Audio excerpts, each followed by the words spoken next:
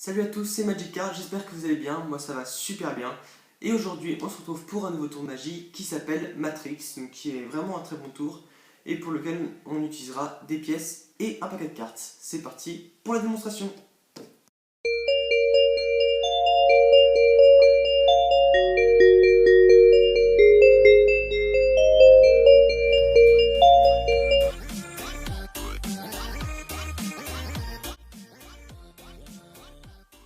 Donc pour ce tour j'utilise un paquet de cartes de la marque Virtuoso qui est bien entendu normal, qui pourrait donner à examiner avant le tour et après. Mais en fait on va juste avoir besoin des 4 as qui sont sur le dessus. Donc je vais poser le paquet de côté. Les 4 as qui sont là, on a bien les 4 as, et 4 pièces identiques. Donc là j'ai pris des pièces de 10 centimes. Ce que je vais faire, c'est que je vais prendre à chaque fois une pièce et je vais les mettre sous un as. Donc là par exemple, une pièce sous l'as de trèfle. Ensuite je pose l'as de trèfle ici. Je prends une autre pièce, je la repose sous un as. Et ainsi de suite. On fait ça pour les 4 as. Voilà. Maintenant ce qu'on va faire, c'est qu'on va venir prendre le premier as et le frotter avec le dernier as. Et là, hop, la pièce qui était là va se téléporter sous l'as de pique. Bien sûr, il n'y a rien en dessous de l'as de pique. Il n'y a rien en dessous de l'as de trèfle. On peut faire ça avec le deuxième as. Et hop, la pièce qui était là se téléporte sous l'as de pique. Il n'y a rien en dessous de l'as de pique, encore une fois. Et rien en dessous l'as de carreau. Et là, dernière fois, ça va être encore mieux. Je vais juste claquer des doigts, aucune manipulation. Et en soulevant les cartes, on se rend compte qu'il y a 4 pièces sous l'as de pique et 0 sous les autres.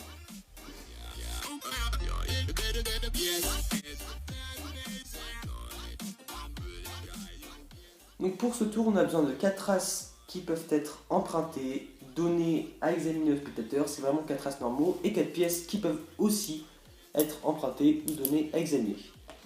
Donc ces 4 pièces identiques, ça peut être n'importe quelle valeur, on s'en fiche. Moi j'ai pris des pièces de 10 centimes.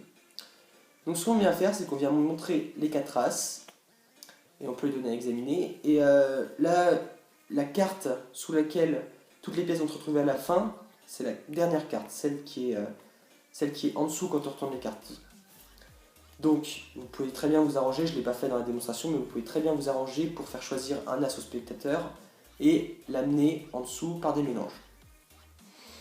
Donc ce qu'on va faire, c'est que on va tout d'abord prendre la première pièce qui est ici et on va la mettre sous le premier as. Donc ce tour il s'appuie vraiment sur l'habitude du spectateur.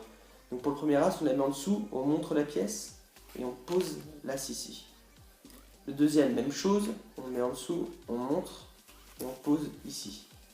Mais c'est là où ça va changer, c'est que le troisième, on ne va pas montrer parce que tout simplement, au lieu de la prendre comme ça, on va venir faire glisser la pièce en dessous et la prendre dans la main gauche, comme ça. Donc du coup, on vient poser directement la troisième carte et enfin, on vient prendre la dernière pièce, la mettre sur la quatrième carte et poser le tout. Donc une pièce, 0 et 2 pièces. Si j'ai un conseil à vous donner pour ce tour, c'est d'avoir un tapis ou quelque chose qui empêche les pièces de faire du bruit.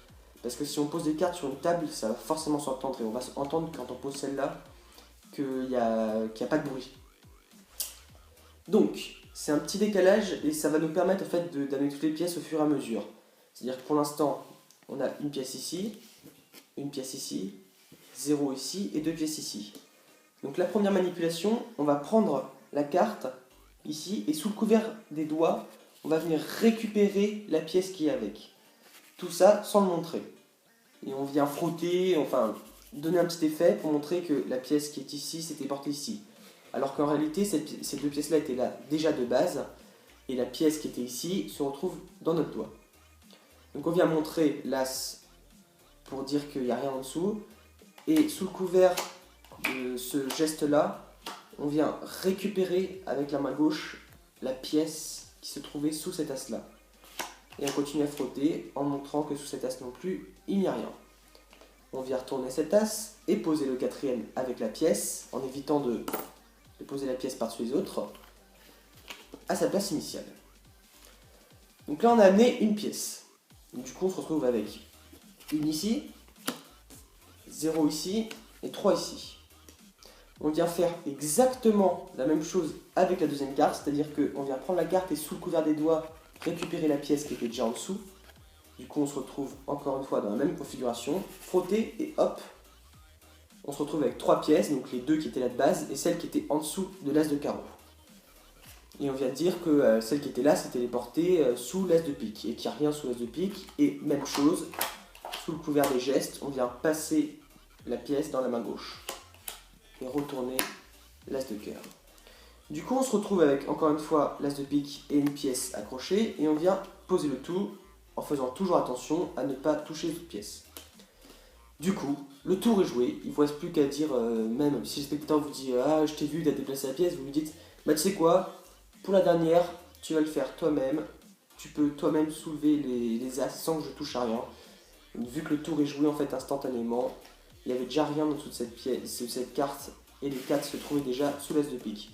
Donc du coup, bah, vous pouvez faire participer le spectateur pour le dernier as, ou alors même ne pas, faire semblant de ne pas toucher les cartes. Donc, j'espère que ce tour vous aura plu, c'est vraiment un tour que j'aime bien faire. Donc c'est plutôt rapide, plutôt facile, on peut emprunter les choses, c'est vraiment un tour impromptu. Et il n'est pas très compliqué à prendre, donc je ne sais pas si vous êtes rendu compte, mais cette vidéo là sera un petit peu plus courte que ma précédente, puisque ma précédente était vraiment longue, je crois qu'elle faisait 14 minutes, un truc comme ça. Donc ouais, du coup c'est bien d'apprendre aussi des petits tours de magie rapides quand les gens vous demandent comme ça rapidement. Bon, en tout cas, j'espère que ce tour vous aura plu et que vous aurez réussi à l'apprendre. Si c'est le cas, vous pouvez laisser un pouce bleu, vous abonner, laisser un commentaire, ainsi de suite. Ça me ferait vraiment plaisir. Et moi je vous dis adios pour une prochaine vidéo. Salut!